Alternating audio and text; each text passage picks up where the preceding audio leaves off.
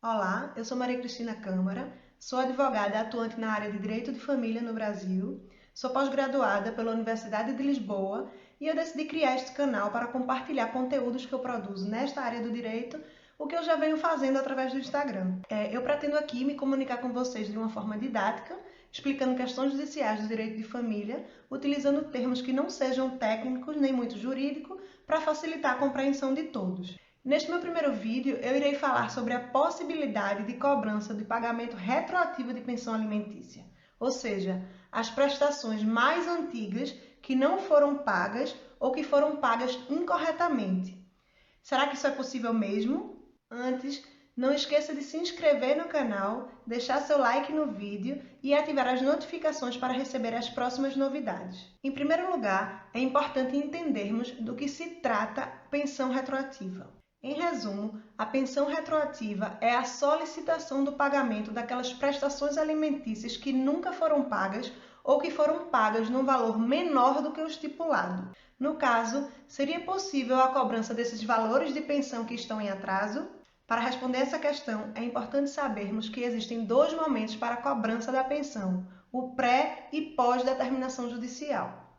Como a maioria das pessoas que vai assistir a este vídeo não é da área jurídica, é importante eu explicar que o termo alimentante define a pessoa que tem o dever de prestar alimentos e o termo alimentado define a pessoa que tem o direito de receber a pensão alimentícia. No primeiro momento, antes que haja determinação judicial, temos uma situação em que não foi estabelecida qualquer fixação de pensão pelo judiciário. Neste caso, portanto, não existe uma obrigação jurídica para o pagamento da pensão.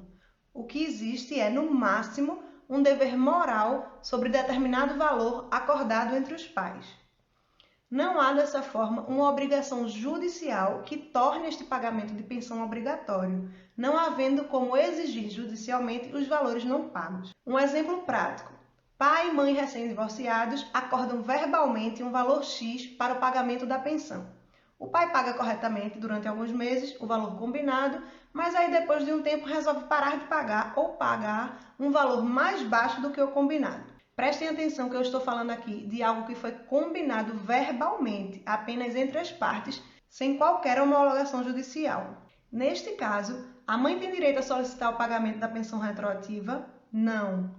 Só é possível executar judicialmente os valores relativos à pensão alimentícia não pagos se houver decisão judicial fixando o valor e a forma dos alimentos. O Superior Tribunal de Justiça já consolidou jurisprudência no sentido de não ser possível a cobrança de pensão retroativa nos casos em que não tenha havido qualquer decisão judicial que determine os termos e os valores dos alimentos.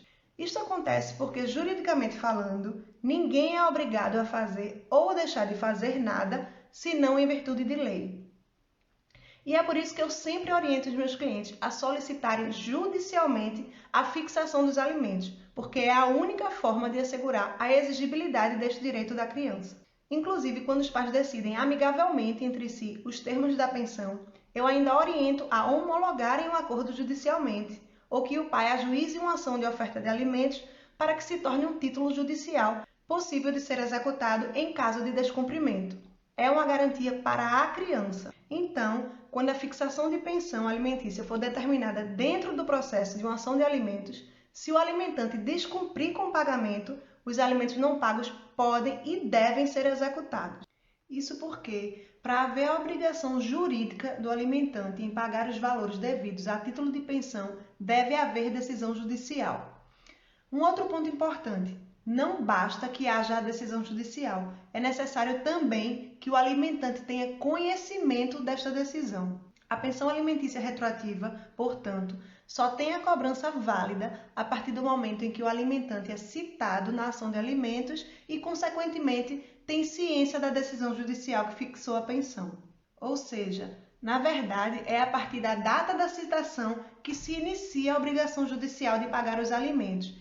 E isto está previsto no artigo 13 da Lei da Ação de Alimentos, que expressamente dispõe que, em qualquer caso, os alimentos fixados retroagem à data da citação. A partir deste momento, se houver qualquer descumprimento da determinação judicial pelo alimentante estará este em dívida, podendo ser executado em eventual cobrança de alimentos atrasados. Explicando aqui outro ponto importante. É possível propor ação de alimentos a qualquer momento, mas você só poderá exigir o pagamento a partir da propositura da ação. Estou dizendo isto porque eu vejo com recorrência a seguinte questão. Meu filho tem 5 anos e o pai nunca pagou pensão. Posso ingressar com uma ação judicial para cobrar todos os anos em que ele não prestou assistência financeira ao filho? E eu vou responder, você pode e deve ajuizar uma ação de alimentos contra o pai do seu filho, até porque é do seu filho o direito e você não poderia abrir mão de um direito que não é seu. Mas, infelizmente, você só poderá exigir que a pensão seja paga daqui para frente, já que nunca houve nenhuma determinação judicial anterior especificando o valor e os termos da pensão. Ou seja, embora seja possível propor ação de alimentos a qualquer momento, o pedido de alimentos não pode retroagir ao período em que a ação não existia e o alimentante ainda não havia sido citado no processo.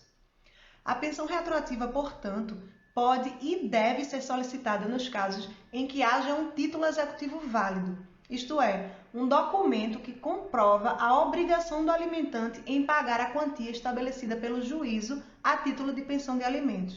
Por fim, importante ressaltar que, caso o alimentante insista em descumprir a obrigação judicial, os valores determinados em juízo serão não somente passíveis de penhora nas suas contas bancárias ou sobre seus bens materiais, se o dinheiro em conta não for suficiente para quitar a dívida, como também poderá o alimentante ser levado à prisão por dívida de alimentos, a única prisão civil admitida no nosso ordenamento jurídico. Neste último caso, como se trata de medida mais extrema, há a possibilidade do alimentante quitar a dívida a fim de se evitar a prisão. Mas, infelizmente, basta que ele quite os últimos 3 meses em atraso para que seja anulada a ordem de prisão. E os alimentos mais antigos? Estes serão cobrados por um outro rito, através de um procedimento diferente, exigindo o bloqueio das contas bancárias, penhora de bens e outras medidas cabíveis para que se garanta o pagamento do valor total da dívida. Mas isso será tema para outro vídeo, onde eu irei detalhar mais essas duas formas de execução de alimentos. Espero que tenham gostado do vídeo e não esqueçam de deixar o seu like e compartilhar nas suas redes sociais. Caso vocês tenham também alguma dúvida ou sugestão de tema para os próximos vídeos, deixem aqui nos comentários. Os meus contatos profissionais também estão aqui na descrição. Até a próxima!